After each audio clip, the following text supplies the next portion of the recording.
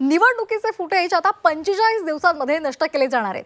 मतदान प्रक्रियेशी संबंधित असलेले व्हिडिओज आणि बूथवरचे सीसीटीव्ही फुटेज, संग्रहित फोटो हे निवडणुकीनंतर 45 दिवसांमध्ये नष्ट करा असे आदेश राज्याच्या निवडणूक अधिकाऱ्यांनी केंद्रीय निवडणूक आयोगाने त्यांना दिलेले आहेत। निवडणूक प्रक्रियेचे व्हिडिओ शूटिंग आणि छायाचित्रीकरणाचा गैरवापर करण्याच्या घटना या घडलेल्या आहेत आणि त्यामुळे सोशल मीडियावर कोणताही संदर्भ न देता चुकीच्या पद्धतीने हे फुटेज प्रसारित करण्यात आल्याचं समोर आलंय।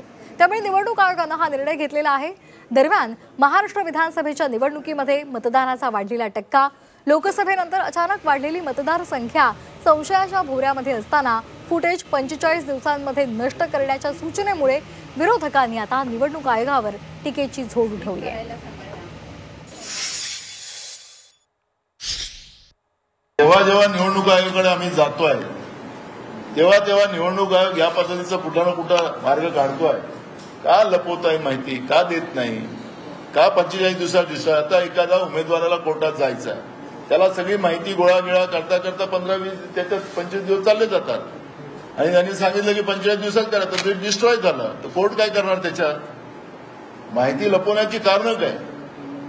आणि म्हणून आमचा मुद्दा याच्यामध्ये की ही लोकांपर्यंत सातत्यानं मोमेंट उभी करायची आणि एक दिवस याचा स्फोट होणार आहे आणि लवकरच होणार।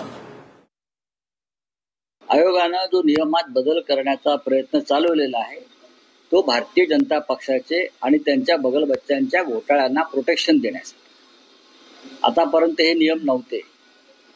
2024 ची निवडणूक विधानसभेची आणि त्या संदर्भात सुद्धा आयोगानं घेतलेल्या भूमिका ह्या अत्यंत संशयास्पद आहे।